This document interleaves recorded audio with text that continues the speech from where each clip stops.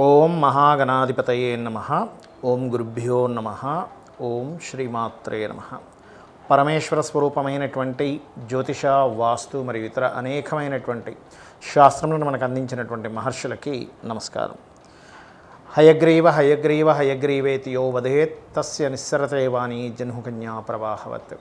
అరుణాం కరుణాతరంగితాక్షీం ధృతపాశాంకుశపుష్పబాణచాపాం అనిమాదిభిరావృతాం మయూకైః అహమిత్యేవ విభావయే భవానీం. శ్రీమాత్రే నమః.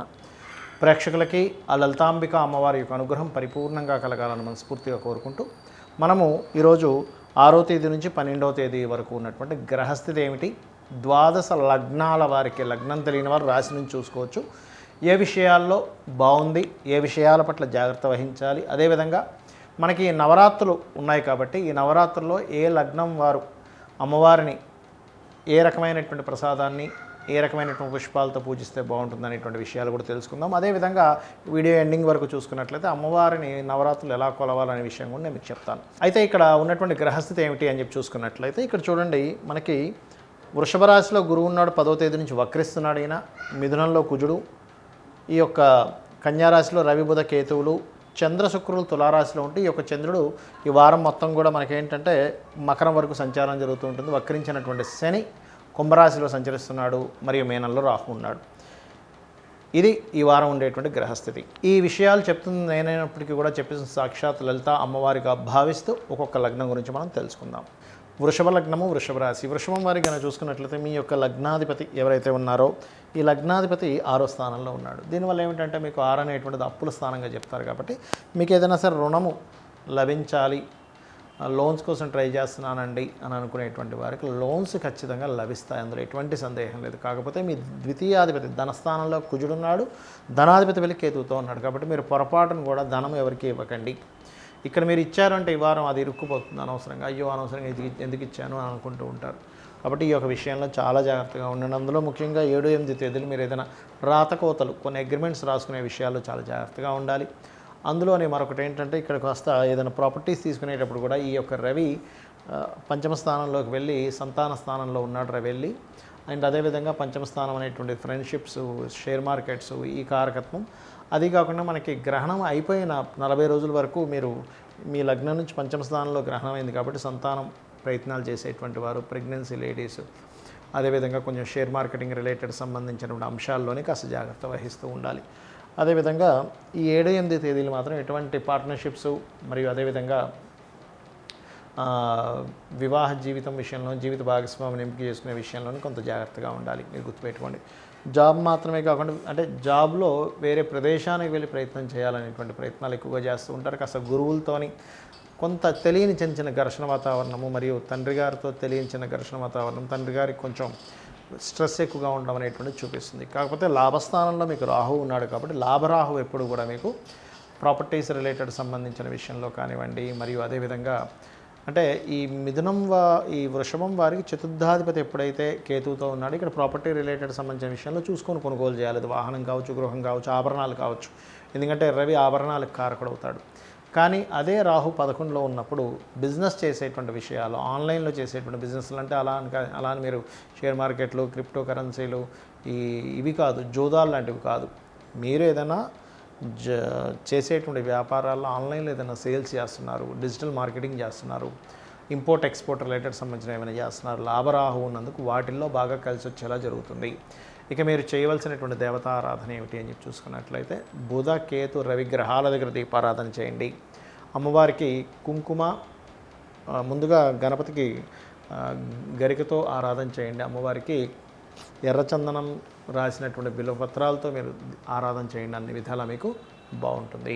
చాలామందికి నవరాత్రుల్లో పూజ ఏదైతే అమ్మవారికి చేస్తామో దాని యొక్క ఫలితం ఎంత గొప్పది అంటే, ఈ సమయంలో నవరాత్రులు అంటారు. అంటే ఈ నవరాత్రుల్లో అమ్మవారి ఆరాధన మీ పూర్వజన్మల్లో చేసినటువంటి కర్మని పూర్తిగా తొలగిస్తుంది, గుర్తుపెట్టుకోండి. కాకపోతే భక్తి శ్రద్ధలతో చేయాలి. ఎలా చేయాలి? చక్కగా మీ ఇంట్లో ఒక రూమ్ ఏదైనా పెట్టుకొని అందులో లేదా పూజా మందిరంలోనే చక్కగా మీరు వాటికి ముందు రోజే సామాగ్రి అంతా తెచ్చుకోండి. మొత్తం సామాగ్రి ముందు రోజు తెచ్చుకొని పువ్వులు, ఆకులు, మన తమలపాకులు లాంటివి ఏ రోజుకి ఆ రోజు తెచ్చుకోవచ్చు. కాకపోతే పూజా మందిరాన్ని చక్కగా వేప మండలతోని మరియు మామిడాకులతోని అలంకరించుకోవాలట. అలాగే మీరు కలశం పెడితే కనుక 9 రోజులు కలశం పెట్టి చేయాలి. మాకు తెలియదండి అని అనుకునేవారు కలశం పెట్టుకోవాలని రూల్ ఏం లేదు. అమ్మవారి పటం పెట్టుకోవచ్చు, శ్రీచక్రం ఉంటే శ్రీచక్రం కూడా పెట్టుకోవచ్చు. ఇక్కడ ఏంటంటే చక్కగా ఒక పీట పరిచి దాని మీద చక్కగా బియ్యం అది వేసి, వస్త్రం వేసి దాని మీద బియ్యం అది వేసి చక్కగా కలశం పెట్టుకునేటువంటి వారు అందులో గంగా యమున తీర్థ నదులకు సంబంధించిన నీరు కనుక్కున్నట్లయితే వాటిలో వేయడము, లేదంటే ఇంట్లోనే ఉన్నటువంటి చక్కగా మంచినీరు తీసుకొని గంగే యమునే అనుకుంటూ అందులో వాటర్ వేయడము. అదేవిధంగా అందులో 5 రకాల పత్రాలు వేయమని చెప్తూ ఉంటారు. మనకి మామిడి, అదేవిధంగా జమ్మి, బిల్వము, ఇట్లాంటివి 5 రకాల పత్రాలు, మంచి పత్రాలు వేయాలి. అదేవిధంగా మందార పువ్వులతో అమ్మవారిని ఎక్కువగా అర్చిస్తే మంచిది అనేటువంటి శాస్త్రం. దాంతోపాటు ఒరిజినల్గా అయితే ఇంట్లో ఉండేటువంటి పూజ గదిని మనం చక్కగా ఈ నవరాత్రుల్లో ఆవు పేడతో అలకమని చెప్తారు. ఇప్పుడంతా టైల్స్ వచ్చేసాయి కాబట్టి కనీసం ఆవు పేడ ముద్దైనా సరే పెట్టుకోండి. అదేవిధంగా పూజ 9 రోజులు అయిపోయిన తర్వాత కలశాన్ని దానం చేయాలి. అది ఏ కలశమైనా కానీ. కొంతమంది ఆ కలశంలో నవరత్నాలు బంగారం వేస్తారు, వాటిని దానం చేయాల్సిన అవసరం లేదు. కలశం మాత్రం ఖచ్చితంగా దానం చేయాలి. అది వెండైనా, ఇత్తడైనా, రాగైనా, ఏదైనా బంగారం అయినా కూడా. అదేవిధంగా మొదటి రోజు రుక్విత్తుల్ని పిలుచుకొని ఒకళ్ళని కానీ, ముగ్గురిని కానీ, 5గురిని కానీ పిలిపించుకొని మీరు ఏం చేస్తారంటే చక్కగా వారి చేత వారికి దీక్షా వస్త్రాలు అది ఇచ్చి వారి చేత ఈ నవరాత్రులు కూడా మన పారాయణాలు అంటే చూడండి, అమ్మవారికి సంబంధించినటువంటివి ఏవైతే మనకి చండీ పారాయణం ఉంటుందో, దేవి భాగవతం ఉంటుందో, ఇట్లాంటివి చేయించుకోమని చెప్తుంది శాస్త్రం. అదేవిధంగా చాలామంది ఏంటంటే ఏ రోజు ఏ వస్త్రం కట్టాలి ఇవన్నీ శాస్త్రాలు ఎక్కడా లేవు. వాళ్ళ భక్తిని కొద్దీ వాళ్ళకు ఉండేటువంటి వాళ్ళ ప్రాంతంలో ఉండేటువంటి ఆచార వ్యవహారాలను బట్టి చేస్తూ ఉంటారు. అదేవిధంగా మీకు ఏదైనా సరే బాగా గురుబలం తక్కువగా ఉందనుకునేటువంటి వారు పులిహోర ఎక్కువగా నైవేద్యం పెట్టండి. మేము ఎప్పుడు కూడా హ్యాపీనెస్ అనేది లేదు మాకు అనుకునేటువంటి వారు పాయసాన్ని నైవేద్యం, పాయసాన్న ప్రియ అని ఉంటుంది. అలాగే గురుబలం పెరగడానికి నెయ్యితో చేసినటువంటి అన్నాన్ని కూడా పెట్టమని చెప్తుంది. అదేవిధంగా మనకి అమావాస్య తర్వాత రోజు ఇది వస్తుంది కాబట్టి అమావాస్య రోజు మధ్యాహ్నం పూట ఆవు నెయ్యి కలిపినటువంటి అన్నాన్ని భుజించాలని చెప్తుంది శాస్త్రం, సాధకుడు ఎవరైతే ఉంటారో. అదేవిధంగా రాత్రి సమయంలో పలహారం తీసుకోవాలి. అమావాస్య రోజు నెక్స్ట్ డే మనం స్టార్ట్ చేస్తున్నాం కాబట్టి, కానీ రాత్రిపూట అమావాస్య నైట్ మాత్రం అన్నం తినరాదు. నెక్స్ట్ డే మనకు పూజ స్టార్ట్ అవుతుంది కాబట్టి.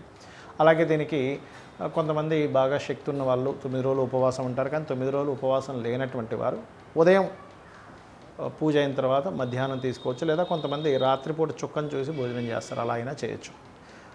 లేదంటే నేను అంత ఉండలేను, పాలు ఇలాంటివి తీసుకోవచ్చు, అందులో ఎటువంటి సందేహం లేదు.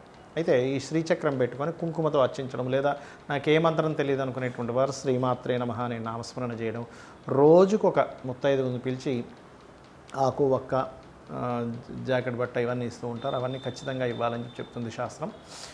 గాజులు ఇట్లాంటివన్నీ కూడా.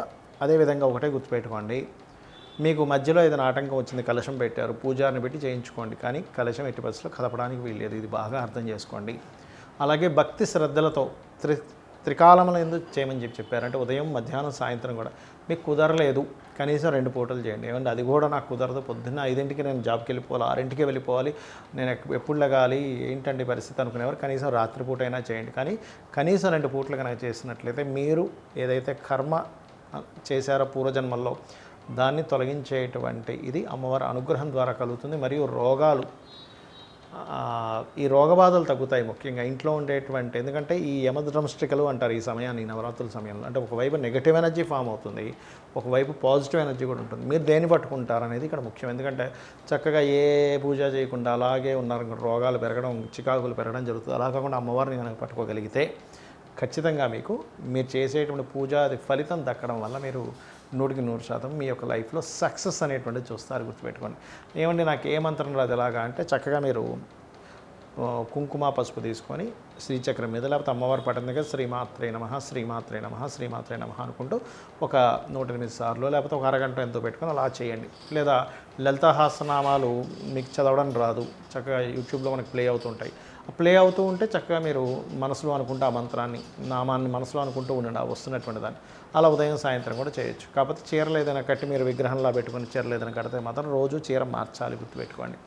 ఇలా చేయండి, అన్ని విధాలా మీకు బాగుంటుంది. దీక్ష తీసుకొని చేసేటువంటి వారు ఎర్రటి వస్త్రం ధరించండి.